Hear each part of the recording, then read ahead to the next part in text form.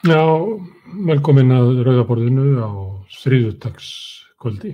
Það er 27. október. Það er mánuður frá kosningum en svo sem fátt að frétta stjórnarmyndunarviðræðum. Það er COVID á uppleið hérna í Íslandi og víða heim og alls óvíst hvort það þróast. En hérna á eftir kemur til mín ungt fólk og við ætlum að ræða stöðu ungs fólks í samfélaginu, fjárhagslega stöðu leigumarkaði og vinnumarkaði og kannski stöðuna í umræðunni og í pólitíkinni. En það sem að talandi svona stöðu á húsnæðismarkaði, þá hef ég verið að skoða það svolítið undanfarið og var að leika mér að því að athuga hversu mikið íbúðaverð hefði hækkað á þessari öld á 1. janúar árið 2000 fram að síðasta 1. janúar 2021.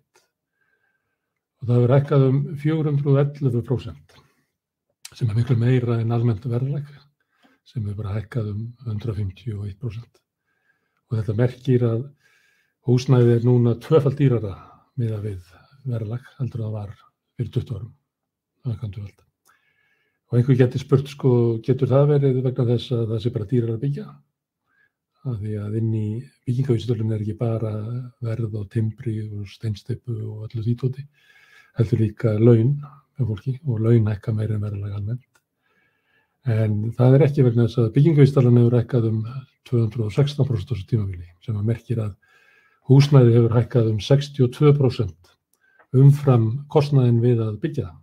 Þannig að það er ekki svo að kostnaður við að búa til nýjar íbúðir sé svo mikill að það er togi upp verðið á gömlu íbúðum. Það skýrir ekki í muninn. En við getum líka spurt, er þetta ekki þá bara launin búin að hækka svona mikið? Að það sé þó að húsnæði hafa hækkað, að þá sé það auðveldara fyrir fólk í dag að kaupa húsnæði, vegna þess að launin hafa hækkað umfram. En það er ekki heldur þannig, því að laun hafa hækkað 276%. Meira en verðlag, þessum kaupmáttur aukist, en miklu minna heldur en íbúðarhúsnæði. Íbúðarhúsnæði var hækkað 35% meira en laun. Þannig að út frá svona launum sem fólk er með, að þá er 35% dýrara að kaupa húsnæði í dag heldur en fyrir 20 árum. Þetta er náttúrulega ætti að skilgreina sem algjört bara markaðsbrestur. Þetta er eitthvað stórkostlegt að húsnæði hækki langt umfram byggingarkostnað, sem merkir náttúrulega það að þeir sem eru að byggja í dag eru með margfalda álagningu á við þá sem voru að byggja fyrir 20 árum og þeir sem voru að byggja fyrir 20 árum höfðu alveg þokkalega góða álagningu, þannig að það var ekki vandamál, heldur er bara búið að sleppa inn í kerfið okkur. Það getur líka sloppið inn á mörgum lögum, það er braskað með lóðirnar og einn selur öðrum og kassar út pening og tekur út, eitthvað fær byggingarétt, selur svo byggingaréttin, svipað og var fréttir að daginn að Reitir voru að selja byggingaréttin og orkureitnum og taka inn 1,3 milljarða og stingi vasum, sem er álag upp á 3 milljónir á hverja íbúð, sem að leggst ofan á það sem að fólk þarf að borga þeirra kaupir og fólk þarf að taka lán fyrir því og borga þá líklega þessar 3 milljónir með 6 milljónum.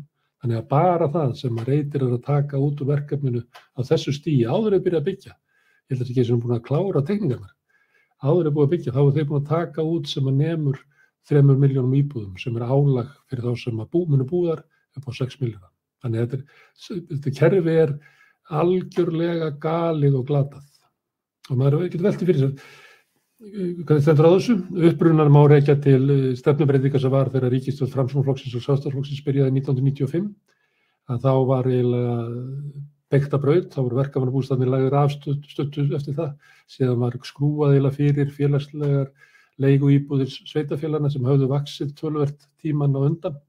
Síðan var íbúðalánin einkavædd, íbúðalánasjóður tekin raunverulega út af markaði, bankarnir tóku þetta yfir og síðan er bara búið að vera eiginlega svona braskvæðing kerfisins sem að leiði til fákeppni og einokunar og okurs og gríðarlegra álagna á almenning. Á þessu tímabili, frá 95, hefur Framsóknarflokkurinn verið í félagsmálaráðuneytinu í 74% af tímanum, 3 ára hverju 4, og alltaf með Sjálfstæðisflokkinn í fjármálaráðuneytinu á sama tíma. Þannig að þeir sem að kusuð núna fyrir mánuð síðan, kusuð alltaf ekki bara best að kjósa Framsókn voru eiginlega að kjósa það að þess ekki best að hafa þetta bara svona, leyfa þessu að malla áfram. Ég skrifaði grein sem að birtist í Vísi núna í fyrramálið og það sem verður fjallað þetta og meðal annars spennt á það hvers konar maskína þetta hvernig húsnæðiskerfið raunverulega maskína sem að flytur peninga frá þeim sem eiga lítið af peningum til þeirra sem eiga mikið af peningum. Ég geti lesið það inn á Vísi. En ég ætla ekki að ræða þetta meira því að hérna núna á eftir, bara eftir örskamastund setjast þetta við hérna rauðaborðið, sérst ungt fólk og við ætlum að ræða stöðu ungs fólks, fjárhagslega stöðu og líka kannski stöðu umræðinu og pólitík. Og það Kristbjörg Eva Andersen Ramos, Anita da Silva Bjarnadóttir, Karl Héðinn Kristjánsson og Úlfur Atlason sem koma hingað eftir augnablik.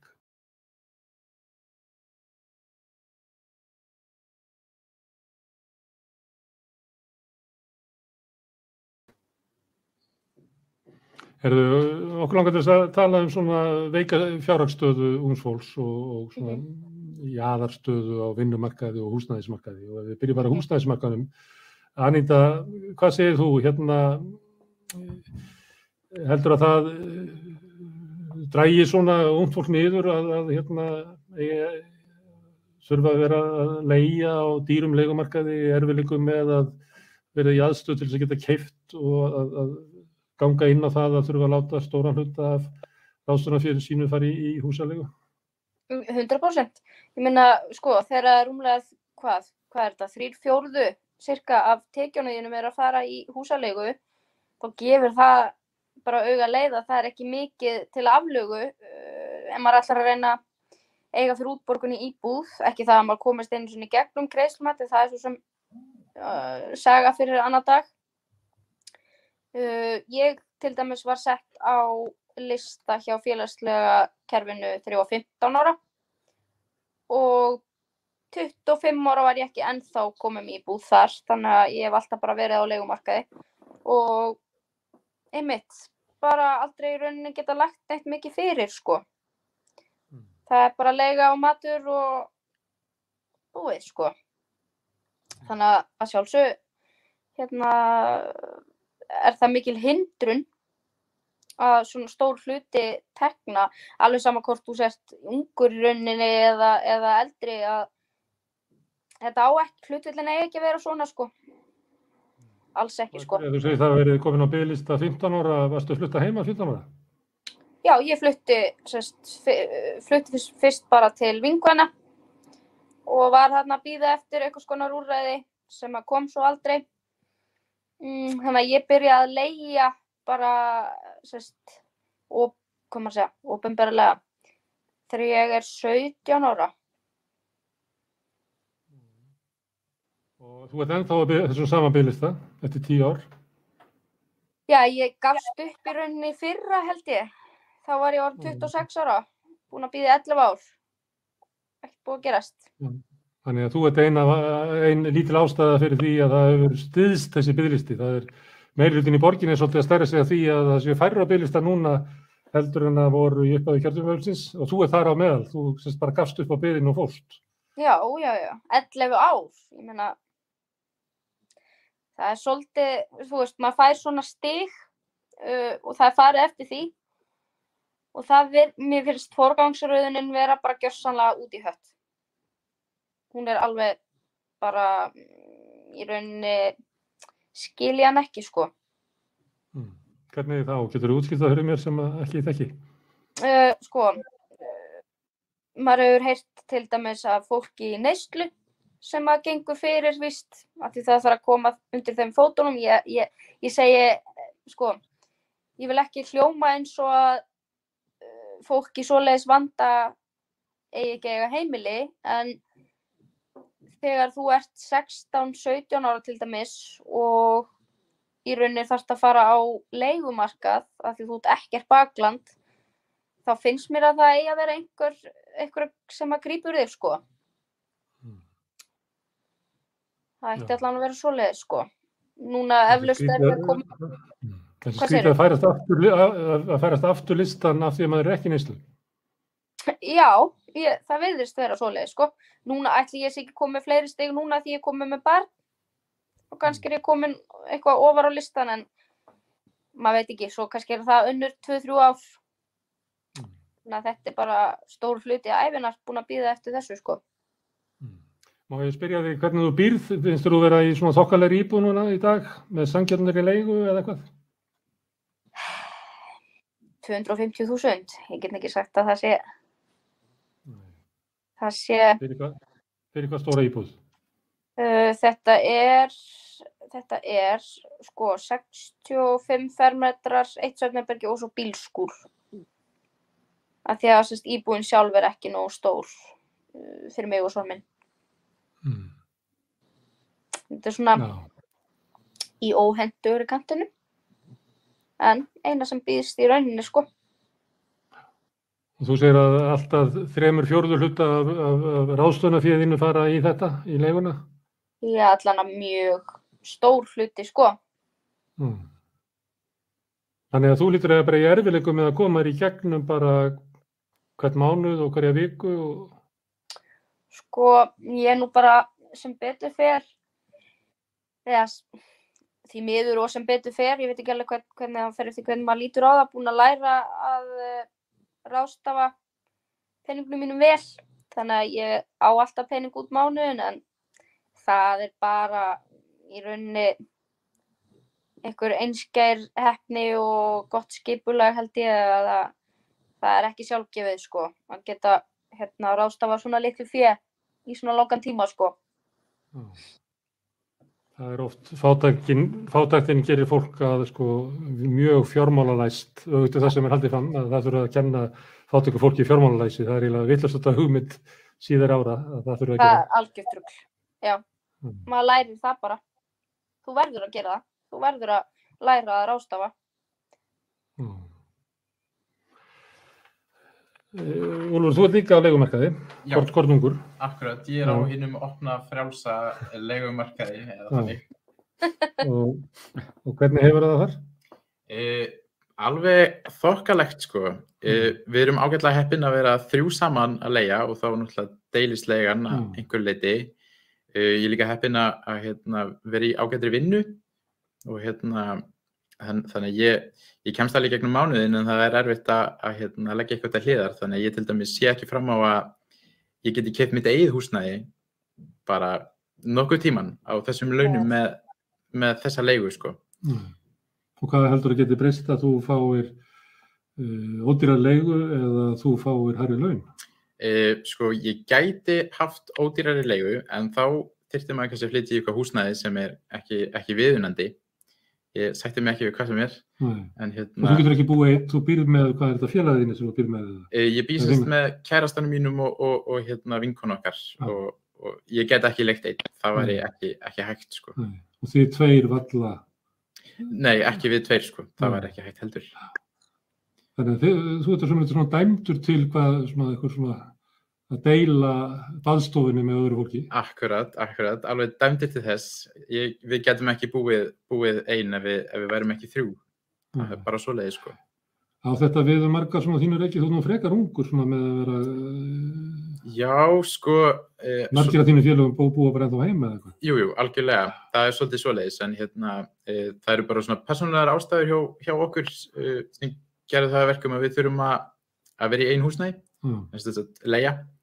En já, svona flestir á mínum aldri búa ennþá hjá foreldrum sínum og eru kannski í einhverju vinnu með og ná þá kannski að leggja eitthvað til hliðar og meðan þau borgi ekki leigu, en til dæmis fyrir okkur, við lifum bara frá mánuði til mánaðar, sko. Þú varst í námi og tókst hlé í náminu? Já, ég sem sagt var í eðlisfræði í Háskóla Íslands og brann út þar og tók mér svona ótímabundið námsleyfi. Og hann stefnir að því að fara inn aftur. Já, algjörlega. Hvaða áhrif mun það hafa á svona möguleika þína til að gera það? Að þú ert á vinnumarkaði til þess að eiga fyrir leigunni, ferði ekki þá skert námslán? Lendur ég ekki í svona smá klemmu út af því?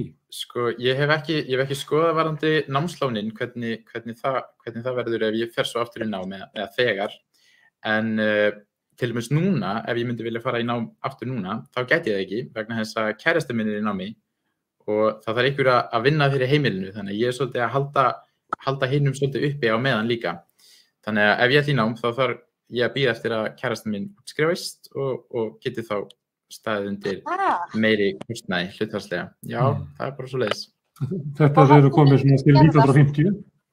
Svona var þetta 1950, að þá voru það fjölmarga konur sem unnu fyrir námi eiginmanna sinna. Það verður kannski góðum bara þangað aftur. Já, ég held það sko. Og þú myndir líka skerðast, sko, námslánin myndir skerðast ef að þú verður að vinna. Þú mátt, þetta sem örorkubætur, þú mátt vinna fyrir skatt, sem sagt, upp á 100.000 krónum. Þetta eitthvað svipað, sko.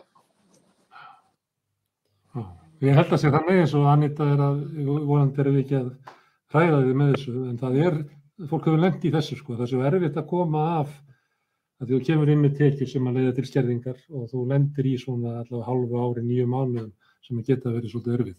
Akkurat. Og ekki getur þú safnað fyrir þeim, frekar heldur en húsnæði. Nei, akkurat. Þetta fer nú vonandi vel. Kristbjörg, þú býrð á stúdentagörðum? Já. Og þú teppir þá eða eitthvað? Sko, það ákveðin heppni í þessu að ég sé minn eigin stað svona vegna þess að ég gat ekki búið heima hjá mér vegna einmitt eins og persónulegra ástæðna. En það þýðir samt að ég þarf að setja ákveðna ábyrgð á sjálfa mig sem ég kannski þekkti ekkert áður fyrir þegar ég bjó hjá mömmu minni, eins og þetta að ráðstafa peningunum vel og svona og passa upp á hvað ég að kaupa hér og þar og svona. En já, mér finnst þetta rosalega skrítið kerfi allt hvernig þetta virkar. Ég með svona húsaleigubætur með þessu sem hjálpa alveg eitthvað en já. Má ég spyrja svona hvað þú leigir stórt og hvað þú borgar fyrir það? Já, ég borgar sem sagt ekki með húsaleigubætur 180, nei 120, afsakið, fyrirgeði, og þetta 32 fermetrar. Stúdíóíbúð. Já, stúdíóíbúð. Já, með eldhúsið höfðagaflinn. Já, akkurat þannig. Eitt stórt herbyggi. Já, og enga geymslu alltaf. Nei, einmitt. Þetta 120 svona efri mörkunum á því, maður myndir halda þetta ætti að vera ódýrara. En svo færðu eitthvað eða húsnæðisbætur á móti. Já, eitthvað lítið samt. Nei, ekki 30.000. Nei, það gerir það ekki. Það er með svo lága tekjur. Já. En er það námslánum? Nei, ég að reyna að forðast þess, sko, bara vegna þess að ég vil ekki vera skuldbundin þessu kerfi, af því ég veit að þetta á bara eftir að dragast á langinn, en á meðan ég get forðast þess, þá ætla ég að reyna það, en svo veit maður ekkert hvað næstu tímar muni gefa mér. Það þarf þá að vera þú ert í fullu námi? Já. Og en ert í fullu vinnu? Nei, ég ekki í fullri vinnu. Hvað myndir þú segja að verði hátt hlutfall í vinnunni? 50%, 70%? Ég í 32%. 32%? Já. Og dugar það fyrir húsalegunni? Það dugar. Með lærdómnum frá móðinum að eyða engu. Já. Þú ert Anita, þú ert mjög vel menntuð í fjármálalæsi.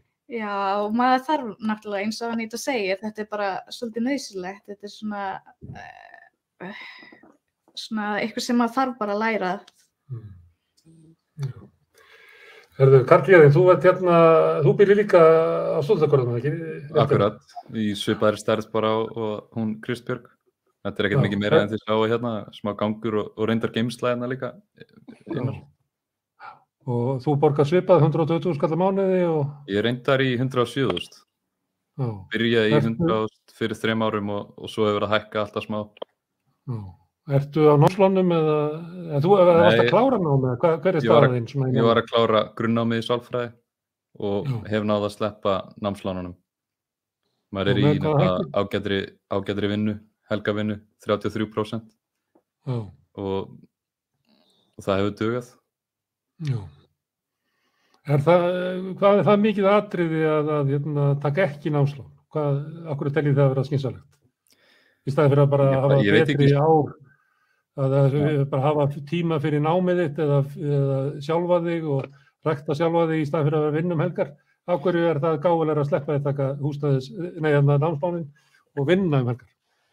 Ég skoðaði ekki smáatriðin á námslánunum, en þetta var bara svona eiginlega hjátrú hjá mér eftir að ég sá hvernig fór fyrir mömmu og pappa með húsnæðislánið sitt í hruninu. Og þá bara taldi ég það bara vera alvitlaust að taka námslán. Ef maður kemist fram hjá, þá ætti maður að gera það, sko, ef maður getur. Þetta ætti að finnst mér að vera námsstyrkur, sko. Miklu frekar. Miklu frekar, sko. Frekar en að skuldsetja sig alveg eitthvað. Bara alla ævi, eiginlega. Já, maður heyrir hryllingssögunar, sko, eins og ég segi, skoða ekki smáatriðin, en maður reynir bara að forðast þetta eins og heitan eldinn, sko. Mistu, má ég spyrja því, Karl, mistu foreldrar íbúðuna sína í hruninu? Já, þau gerðu það. Og bara gjaldþrot og aldrei náðu sig úr því almennilega.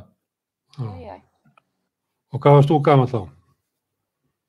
Hvað, 2008, maður var 13 ára. Heldur að þetta hafi svona marki svolítið þína kynslóð eða þau ykkar sem að urðu fyrir því að vera búa á heimilum sem að urðu fyrir svona miklu fjárhagslegu áfalli sem að getur verið ótrúlega langvarandi, maður þekkir það að fólki sem að lent í þessu, það bara ekki búið að jafna sig ennþá og ekki kannski andlega en fjárhagslega ekki, sko. Stundum það þannig að þeir sem eru að jafna sig andlega eru ekki búin að jafna sig fjárhagslega og hafa bara pakkað sig saman á einhvern skókassa og bara dreigið úr og lifa einhverju munkalífi en aðrir hafa grætt bara vel og sérstaklega aðal glæpamennir kannski, þeir eru bara í betri stöðu núna en þeir voru í en jú, farlega, þetta er haft mikil áhrif Hefur orðið varfið það að þetta hafi haft áhrif á fólk af þínu reki, þetta áföll foreldrana? Klárlega, þeir sem eru með þau sem hafa svipað sögu að segja urðu kannski fyrir meiri áhrifum en þau sem fundu minna fyrir þessu en ég held samt að mín kynslóð svona alveg in general hafi allavega mist traust á stjórnvöldum og á samfélaginu svolítið og ég held að það sé bara ekki búið að ná að endurheimta það síðan fyrir mörgum allavega aðrir virðast taka þessu frekar rólega en við sem að fylgdust með og fundum virkilega fyrir þessu við erum ekki búin að gleyma og traustið ekki komið tilbaka, klárlega ekki. En það heldur þetta áfram. Já, það hefur verið undanfarið talað meira stéttaskiptingu heldur en oft áður og líklega ein af ástæðunum fyrir því að húsnæðismarkaðurinn eins og hann núna afhjúpar svona ákveðna stéttaskiptingu. Það ekki þetta ungu fólki sem getur keypt sér húsnæði nema að hafa sko góðan stuðning frá sinni fjölskyldu og þeir sem að koma svona af fábrotnari fjölskyldum eða fjölskyldur sem hafa orðið fyrir svona fjárhagslegu áfalli eins og þú ert að lýsa þeir krakkar bara komast ekki inn á húsnæðismarkaðinn. Nei, það verðist ekki vera. En það er kannski ekki furðaðið þegar maður skoða verðin á íbúðunum. 75 milljónir stundum fyrir 2 svefnherbergja íbúð í ykkur blokk. Já, þetta átti samt að vera sko mikið af þessum íbúðum átt að vera til að auðvelda ungu fólki að kaupa íbúð. Og forsætisráðherrann okkar Flotti, hún státa sig mikið af því að það sé búið að byggja mikið af íbúðum en þær bara standa ekki öllum til boða, sko. Nei, alls ekki. Alls ekki. Ég vann aðeins í málarabransanum með pappa mínum og bróðir og við vorum að klára svona íbúðir í Urriðaholtinu til dæmis og þetta er bara eitthvað tiny dæmi sem er ekki einu sinni vandað til verka við að gera. Það eru ýmsir svona gallar eins og kemur oft í ljós og þegar fólk kaupir íbúðina á 75 milljónir eða herra. Það er verið að drífa sig að byggja þetta og það eru bara svona structural flaws sem að fólk skauta bara framhjá. En svo hef ég líka hugsað að 75 milljónir ef maður setur það í dollara, sko, þetta eru næstu $750,000 það sem þú getur keypt í Bandaríkjunum fyrir þetta. Ekki að það setja fyrirmyndar en maður bara gerir sig grein fyrir hvað þetta er mikið af pening. Það er alveg rosalegt. Húsnæðismarkaður er náttúrulega algjörlega galinn og bara furðulegt að það skulle ekki vera bara lýst yfir svona neyðarástandi. Það er náttúrulega ekki eðlilegt að húsnæðisverð hækki tvöfalt á föstu verðlagi umfram verðlag, sko, á 20 árum eins og hefur verið hér. En varðandi þetta að koma af svona frábærittum bakgrunn, Anita, hvaða heldurðu að, það er erfitt að spyrja ungt fólk að þessu, heldurðu að þetta sé verra í dag, heldurðu að það var kannski fyrir 20-30 árum, heldurðu að svona félagslegi stuðningurinn og svona félagslega neti sem að fólk að treysta á sig veikar í dag, heldurðu að það var? Eflaust, já.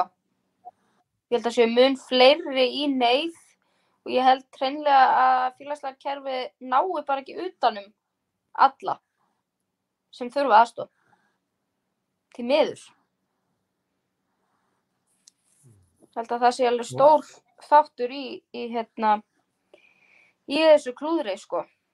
Að fjöldi fólk sem að þarf á bæði félagslegu húsnæði að halda, fjárhagsaðstoð, sérstökum húsnæðisstuðning, öllu slíku hefur bara aukist til muna og það næst bara ekki utanum þetta allt, held ég. Getur það verið þannig að kerfin okkar, eins og húsnæðiskerfi gerir ráð fyrir því, það er bara fínt kerfi ef þú færð svona 10 milljónir gefins frá foreldrunum. Menntakerfi er mjög gott ef að þú ert að alin upp á heimili þar sem íslenska er töluð og helst að sé langskóla gengi fólk sem getur aðstóðið í gegnum námið. Að kerfin okkar séu svolítið svona, að þessu bara gert ráð fyrir það sé bara allt í lagi hjá þér og ef það er ekki allt í lagi hjá þér, að þá er þeir raunverulega bara svona ítt út á okkur svona jaðar. Það sé málið. 100%. Mikið til þessu. Það er í rauninni gert ráð fyrir þessu staðlaða að þú komir af þessum stöðluðu, hvað maður að segja, grunni sem bara alls ekki allir eru frá. Alls ekki. Hvað segir þú þetta, Kristbjörg? Þú ert náttúrulega alin upp á heimili þar sem móðir þín, ég veit ekki hvort að þið talið spönsku ykkur á milli? Við tölum íslensku, sko. Íslensku? Já, því miður. En Því miður, hvað segir það? Ég hefði alveg verið til í að hún hefði kennt mér spænsku, sko, alveg frá því ég var barn. Þú ert að tala spænsku að þú eru að ferð heim. Já, einmitt. En já, ég er bara ótrúlega sammála ægindu varðandi þetta og líka bara maður hugsa svona hvað er svo það sem grípur þetta fólk þegar það fellur bara í þessu kerfi. Af því það er líka það er með vandamálið að leið og þetta fólk fellur að það er ekki hægt að grípa það og þá bara viðhelst þessi fátækt og það er mikið erfiðar að vinna sig úr því þegar þú er bara dottið niður og það er enginn til að grípa þig, ekki félagslega kerfið eða neitt svoleiðis. Og það hefur líka bara verri áhrif samfélagslega fyrir alla, ekki bara einstaklingin sjálfan. Ef að við sem samfélag getum ekki gripið okkar viðkvæmustu hópa. Þú ert alveg upp í fátækt? Já, ég myndi segja það. Foreldrar mín eru náttúrulega bara verkafólk. Mamma er svona menntaður kennari en hún fékk náttúrulega ekki að vinna við það þegar hún kom til Íslands. Hún náttúrulega bara þurfti að læra málið sjálf og fór bara strax að vinna við hvaða starf sem henni var boðið og þurfti bara að vinna sér upp alveg sjálf með eiginlega engri hjálp nema frá félagslega kerfinu sem var oft og títt bara frekar fordómafullt á þeim tíma. Gagnvart henni að þú var innflytjandi? Já, einmitt. Gagnvart bara innflytjandum einmitt yfir höfuð. Maður hefur heyrt svo margar sögur á þeim tíma. Mamma kom til Íslands fyrir 30 árum, allslaus með barn ennþá í sínu heimalandi. Og já, það var bara hennar fyrst og fremst að fara að vinna svo hún geti sendt pening til fjölskyldna sinna. En já, og það hefur alveg áhrif að hún hafi ekki náð að halda áfram í þessa menntun sem hún átti hér að því hún átti svo erfitt með að miðla þessu til mín þannig ég var eiginlega bara svona ein einhvern veginn og þurfti að læra og gera allt þetta og fara í gegnum skólakerfi alveg sjálf. Hún gat ekki veitt neitt stuðningi því þú þekkti ekki hér. Já, einmitt. Og sama með pappa, hann bara... Og þú kannski þurft að styðja móður þína svona í kerfinu. Já, algjörlega. Eins og oft hendir fyrir börn innflytjenda. Algjörlega, þetta er rosalega algengt meðal barna innflytjenda. Bæði þurfa að styðja þau andlega og fjárhagslega. Og þetta var einmitt staðar sem ég var sett í mjög snemma og mamma var alltaf impraði mikið á því að ég færi bara strax á vinnumarkaðnum leið og ég gæti svo ég gæti hjálpa fjölskyldunni sem ég gerði og mér fannst það frekar bara erfitt af hverju fekk ég bara ekki vera einhvern veginn barn á þessum tíma bara gera það sem ég vildi en ég skil það alveg fullkomlega en þetta er eitthvað sem á ekki að vera viðunandi í kerfi eins og Íslandi. Það byrjar þá að vinna með unga? Já. Hvað ungum er það? 13 bara, já, og varst þér að borga heim eins og sagtir. Já. En þú kom samt, nú ertu komin í nám Já. Þannig að þú hefur brotist út úr því að vera föst á vinnumarkaðnum. Já, einmitt. Og valdir félagsráðgjöf. Já. Heldur að þetta tengist? Já, 100% sko. Mér finnst bara mín reynsla að vera barn innflytjenda geta hafa hjálpað mér rosalega mikið í þessu námi, að geta sett mig í spor einhver svona hópa, jaðarhópa, það er ótrúlega mikilvægt og mér langar bara svo að miðla þessu áfram, þessari reynslu sem ég átti sem barn og eiga móður sem er innflytjandi. Og já, ég hef algjörlega haft það bara í hjartanum mínu gegnum námið. Úlfur, það er sko, þetta er bara þekkt vandamál í heiminum, að síðustu áratugum þá hefur ungt fólk dregist aftur úr í svona efnahagslegri stöðu og það er enginn að reikna þetta. Þetta er bara tölulega satt og rétt og er ekki bara bundið í Ísland. Þessu er líka fylgt það að unga fólkið er með svona jaðarstöðu húsnæðismarkaði. Það er vandamál sem er til dæmis í Bretlandi og í Bandaríkjunum þar sem unga fólki kemst bara ekki. Það kemur skuldugt, þeir eru nú mörg að reyna að forðast að taka námslán og svona, þannig að það kemur skuldugt inn á vinnumarkaðinn sem að því er ekki vel tekið. Ég veit ekki hvort þú sett launamaður, ertu launamaður þessum átt að vinna? Já, ég er launamaður. Þú ert heppinn. En það er svona unga fólki með þessari jaðarstöðu. Og svo erum við með eins og ykkur flest sem að komið að heimilum sem að hefur raunverulega kannski ekki svona hvorki fjárhagslegu getuna eða bakgrunn eða eitthvað slíkt til þess að styðja unga fólki í þessari veikur stöðu. Getum við verið að fara að sjá fram á svona einhvern hóp ungt fólk sem að upplifi sig svona, hvað er að segja, svikin að samfélaginu?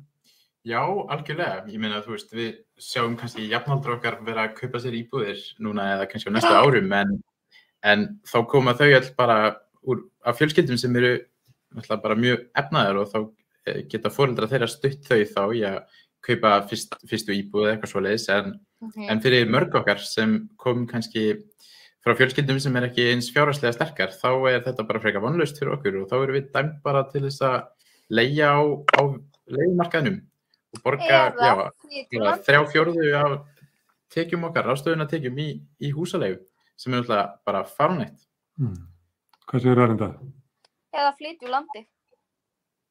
Já, sem við gerum það. Það er rosalega mikið af okkar kynslóð, eða ég veit ekki hvað þeir eru gömul, ég er 27 ára, allavega fólk á mínum aldri sem er bara flutt hérna, af því það bara sá ekki fram á að geta nokkuð tímann eignast neitt. Þannig að hvað gera maður? Og þá kannski bara segjum til Berlínar vegna þess að þar er húsnæðismarkaðurinn betri, eitthvað svoleiðis. Já, og líka til dæmis Danmörkur, af því þar er svona kaup-leigu kerfi. Þú leigir íbúð og þú er kannski búin að leigja hann í 3 ár og svo ákveður, mig langar bara að eiga þessi íbúð, þá fer það sem þú er búin að borga í leigu upp í íbúðina. Þetta er eitthvað sem maður ætti skoða hér. Það er algjör snilld. Algjör snilld. Og væri mjög ákvörðanlegt, sko. Ég meina, það er ekki allir sem geta punga út 6-7 milljónum í íbúð, fyrir utan það að sem mér finnst svo skrítið hérna á Íslandi er að það er hægt að sjá svart og hvítu að þú borgar segjum 250.000 krónur í leigu, en þú kemist ekki gegnum greiðslumat þar sem að afborgun af láninu var kannski 120.000 kall á mánuði. Ég skil ekki alveg þetta kerfi, sko. Mjög sorglegt. Þetta kerfi þeir sem eiga lítinn peninga, þeim er haldið bara niðri. Ég var að hugsa þegar þú varst að segja með því að vera fasturinn á leigumarkaði, að það gæti verið vinur þinn, segjum að hann væri fengið lán hjá mömmu sinni upp á 10 milljónir og hann keypti sér íbúð, en hann myndi búa áfram heima og leigja þér íbúðina og láta þig borga hana. Það er, ég verið að tala um leigjendur svolítið mikið undan fyrir. Og sumir eru í þessum stöðu, þeir eru að leigja af einhverju sem einhver sagði mér, einhver 24 ára, sem býr heima hjá pabba og mömmu og að ég er að borga íbúðinans og svo þegar ég er búin að borga nógu mikið af henni, þannig að þetta er orðið svona þægilegt fyrir hann, að þá flyttur hann frá mömmu og hendi verður þetta gutra. Þetta var bara þessi sagði. Freka viðbjóðslegt. Þetta er raunverulega, svona er kerfið okkar, sko. Já, því miður. Já, af hverju, sko, ég skil ekki af hverju, maður hefur heyrt það eins og á Norðurlöndunum að bankarnir í rauninni vilja lána þér. Þeir vilja að unga fólki taki lán hjá þeim fyrir íbúð. Hérna er eins og þeir forðist það. Ég fatt ekki alveg, skil ekki alveg rökin. Myndu bankarnir ekki vilja fá peningar okkar í staðin fyrir að þeir færu til einhvers leigusala? Byrju. Það er náttúrulega líka bara þekkt á Íslandi að stjórnvöld eru treg við að hlusta á fólki sitt og treg að setja ákveðna svona lög og reglur sem eru góð fyrir alla, fyrir allt samfélagið. Og það finnst mér rosalega mikið vanta hvað það snýst allt líka bara hagræðingu hérna. Og íbúðirnar verða dýrari, þau ríkari verða ríkari, þetta bara þema sem við höfum búið við ótrúlega lengi og þess vegna verður maður rosalega svartsýn þegar maður hugsa svona, jæja, hvenær mun ég eiga mína íbúð, geta stofnað mína fjölskyldu og maður er ekkert einu svona leyfa sér að hugsa þangað því maður veit bara ég á ekkert efni á þessu núna eða næstu árin. En hefur þú hugsað að flytja út? Eða ertu bundin fjölskylduðinni? Já, ég myndi segja ég gæti alveg flutt út sko, en ekki á þeim peningum samt sem ég á núna. Ég gæti það ekki, þetta var ekkert næstu árin, en já. En þú, Karl, ætlar að fara í framhaldsnám hérna heima eða ætlar að fara út? Ég byrjaði í framhaldsnámi núna en maður er svona svolítið brendur út eftir námið og ég droppaði úr því og er bara í einum áfanga núna. Maður veit ekki alveg hvað maður gerir á næsta ári, maður er bara eitthvað að pæla í því. Það svipa komið með ykkur. Er mikið álag á ef þú ert í námi? Já, það er rosa álag. Ef maður er í fullu námi og með vinnu og þau mæla alveg sterklega gegn því eins og þegar ég fór í viðtali fyrir framhaldsnámi það var sagt sko við mælum alls ekki með því að þú sért í vinnu á meðan út í þessu námi því að þetta er alveg fullt nám segja því. En það náttúrulega er ekki option fyrir mann. Ef maður er ekki á námslánum og ekki með bakland einmitt. Það gengur ekkert upp.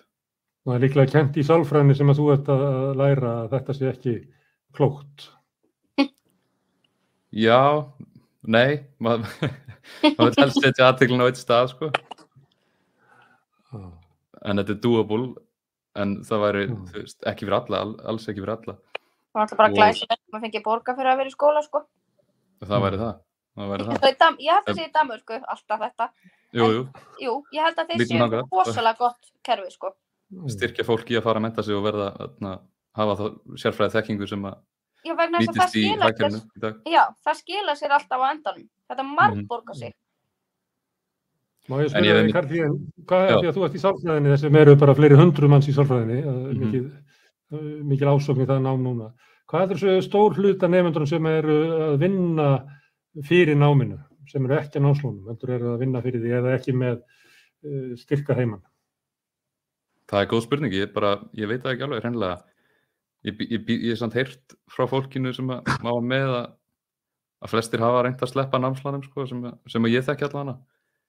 En það er örugglega allur gangur á því. Það er eitthvað öfugsnúið við það ef að búa til svona námslánakerfi sem átt að styðja alla til mennta, sérstaklega þá sem að koma af fátækari heimilum. Ef að fólki sem að fátækari heimilunum passa sig að taka ekki námslánin, heldur vinna með vinni.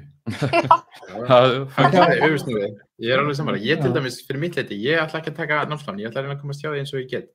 Því að ég vil ekki vera með námslán á bakinu næstu 40 árin eða eitthvað svoleiðis og það getur verið virkilega íþyngjandi.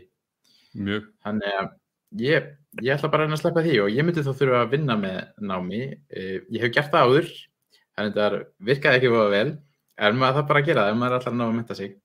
Það er svolítið þannig. En ég hef áhyggjur af ungu fólki í dag sem er mitt í háskólanámi og vinna með, að það brennir bara út og verður bara öryrkjar. Þannig að ég held að samfélagið sé að tapa bara gríðarlega háum fjárhæðum á því að hafa kerfið svona vegna þess að einmitt eins og við vorum að tala um hérna áðan að námsstyrkur, þetta er náttúrulega bara fjárfesting í fólkinu okkar sem er að fara út á vinnumarkaðinn og skapa verðmæti og þetta mun skila sér margfalt í ríkiskassan ef við bara hugsa fjármálin sko. Við hugsum alltaf bara núna. Bara nei, við viljum ekki eyða þessum pening núna. Skortir svona framtíðarsýn svolítið. Já, algjörlega. Sko. Ég veit að ég er frekar brendur út núna eftir námið og eftir vinnuna, ég var ekki að meika meira. Nei.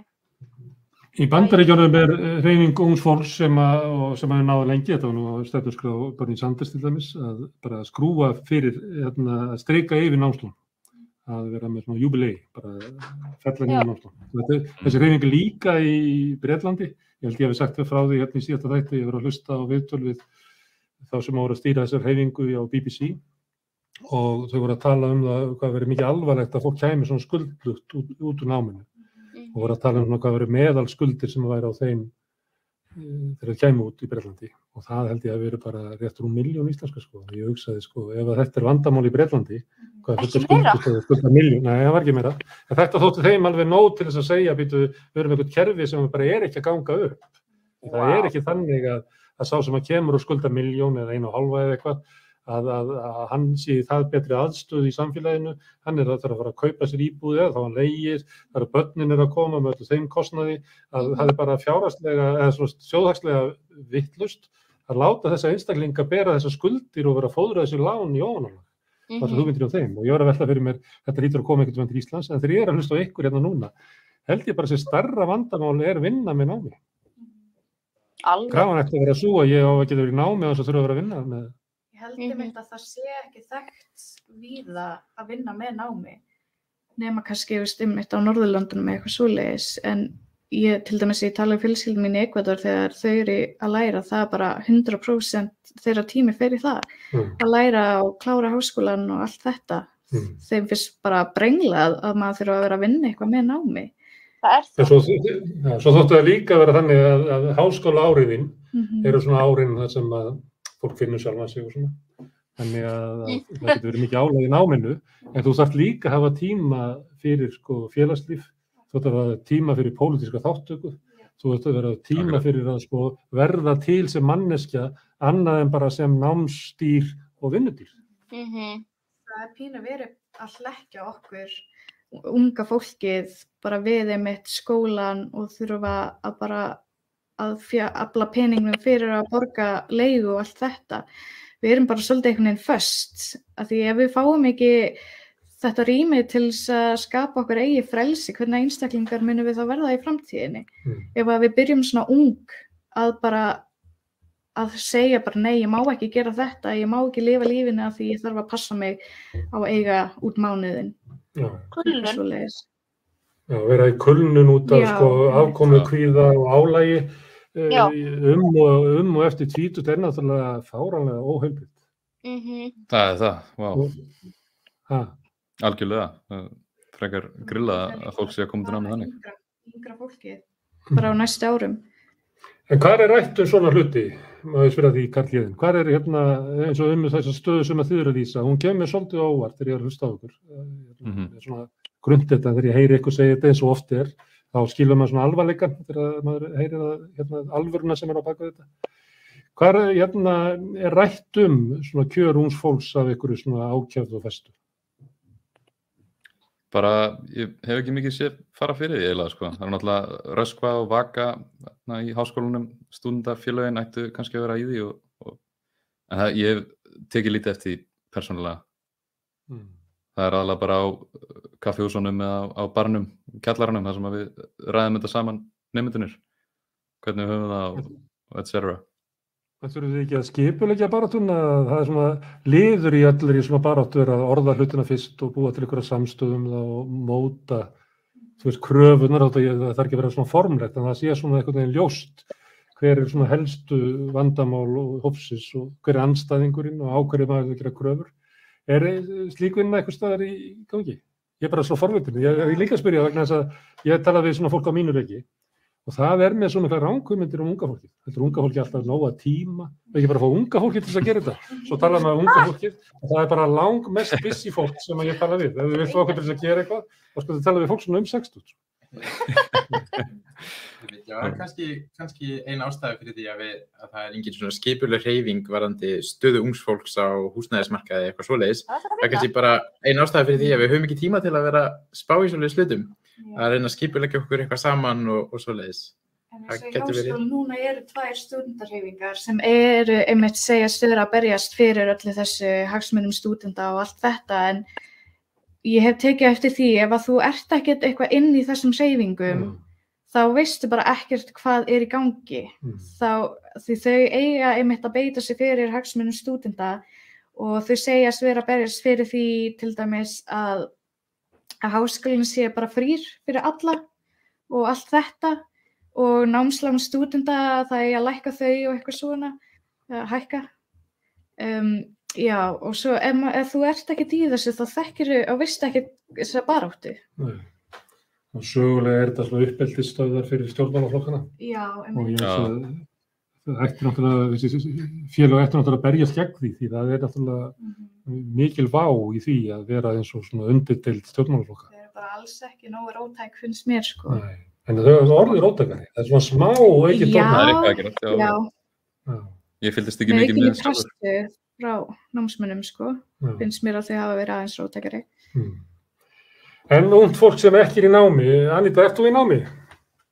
Nei, en ég ætla í lögfræði. Já, það telst ekki með að vera á leiðinni í rektina, þá maður ekki í rektinni. Nei, segðu, nei. Ég að velta fyrir mér að stundum þegar að vera að tala um ungt fólk að þá einmitt tala við sko námsmannarhefingarnar, en þar fyrir utan og handan eru kannski 30-40% ungu fólki sem á sér kannski ekki marga svona talsmenn eða eitthvað til þess að berjast fyrir sínum hagsmunum. Já, náttúrulega, sko, það eru margir sem kjósa bara að fara ekki í nám, því nám svolítið, hvað maður segja, sniðið að einni típu af fólki. Það er rosalega mikið þannig. Það er ekki, það hentar alls ekki öllum og til dæmis fólk með ADHD, nú er ég með ADHD, gekk alltaf rosalega vel á prófum, allt í góðu, en það vantar, þetta er náttúrulega kannski allt annar handleggur en við erum að ræða, en þetta bara, það vantar utanumhald fyrir alla. Það er ekki hægt að setja alla undir sama hatt einhvern veginn. Ég get tekið undir þetta. Fyrir ekki, en þetta getur verið þannig ef að námsmannarhreyfingin er svolítið talsfólk fyrir ungt fólk og þar allir í skóla, en svo eru kannski 40% ungu fólki sem það bara ekki og það upplifi það eins og að það sé verið að berjast fyrir hagsmunum ungs fólk sem í skóla en hinn eiginlega bara að vera Gleymast bara. Gleymast. Já. Falli ekki inn í þetta kram að geta lesið bækunar endalaust og gert þessa hluti, sko. Það er bara mjög skiljanlegt. Þetta er kannski meiri hlutin sem að getur gert svona en minni hlutin 40% af fólki kannski á mjög erfitt með það. Og þá er bara lausnin að þú takir ykkur lyf og eitthvað svoleiðis sem getur alltaf hjálpað, maður veit það. En stundum er fólk að taka svona lyf án þess að þurfa beint, það bara hjálpar til þess að koma þér inn í systemið sem er búið að búa til, sem er náttúrulega að ekki, við ættum að reyna að komast fram hjá því eins og við getum, frekar að byggja kerfin þannig að þau rúmi fjölbreyttara fólk. Já, það er rauninni enginn sem talar fyrir hina sem eru ekki í námi, sko. Það virðist ekki vera, nei. Nei. Þú til þess að fitta inn í kerfið að þá þarftu að vera af góðum efnuðu heimili, þú ætti að vera það sem er töluð íslenska og mátti ekki vera erlendum uppruna. Já, það hjálpar. Og þú þarft að vera í skóla, því ef þú ert ekki í skóla þá ertu bara gallaður, þá er eitthvað að þér og það er bara eitthvað persónulegt vandamál, þannig að þín efnahagslega staða er þitt persónulega vandamál en ekki samfélagslegt vandamál, þannig að við erum ekki að ræða það í pólitíkinni. Alveg, það er rosa mikið með alltaf þessu spurning, hvað ertu að gera þessa dagann, ertu ekki í námi og nei, hvað ertu þá að gera? Svona eins og það sé ekkert annað hægt að gera en að vera í námi, sko. Þetta er svona einhver skrítin öfga einstaklingshyggja sem að samt einhvern veginn getur ekki rúma einstaklingin eins og hann heldur er með eitthvað ákveðið kerfi sem að fólk getur farið í og tekið þátt í eins og skólakerfið. En þá er það einmitt að þinna ábyrgð að þú fellir ekki inn. Það er eitthvað að þér. Þú hræddur að rata ekki aftur í nám og vera bara hálfa ónýtur maður af því að þú ert ekki með próf? Já, sko svona, já, maður hefur alltaf smá áhyggjur af framtíðinni en ég er svona útsjónasamur, þannig ég held að ég kom mér alveg aftur inn í nám og ég stefnið þangað, sko. Já, ég held að þetta er bara svona, þetta reddast bara þannig attitút, ég held að það sé það eina sem maður getur gert, sko. Það sé íslenska. Yes, akkurat. Ég var ekki með ADHD en ég þróaði snemma með mér alkoholisma og drakk mig út úr menntaskóla, út úr eftir fyrsta byggi mennta. Og svo rann ekki alveg af mér fyrir ég var orðin blaðamaður og þá var það alltaf sent fyrir maður að freyða nám. Það svona. En ég meina, hér ertu. Já, það er líf eftir að það er droppátti, sko. Já. Það er svo sem ég hefði nú ekkert efnislega gott í dag. Það er af öðrum ástæðum. Herðu, mér finnst þetta frábært að tala við ykkur og þakka ykkur fyrir að koma. Og við ætlum að halda áfram að tala við ungt fólk hérna við Rauðaborðið. Það verður á næsta mánudag að ég held, þá kemur aftur ungt fólk. Klukkan 2. En á morgun kemur hingað það sem ég kalla þjóðhagsráðið. Það Ásgeir Brynjar Torfason, Ólafur Margeirsson og Kristrún Heimisdóttir verður núna í fjarveru Guðrúnar Johnsen. Og við ætlum að ræða efnahagsástandið og sérstaklega húsnæðismarkaðinn sem er mikið áhugamál þeirra allra. Ólafur vinnur við húsnæðisfyrirtæki og Ásgeir Brynjar gerði það út í Svíþjóð á sínum tíma og Kristrún Heimisdóttir hefur mikla skoðanir á húsnæðismálum og ég svo sem líka. Það verður 4 samtal hérna á morgun, vonandi ekki síður en í kvöld. Og ég þakka ykkur gestum kærlega fyrir að koma hingað og fræða mig, gamla manninn. Þetta var mjög fróðlegt og hlustendur fyrir að staldra hérna við og taka þátt.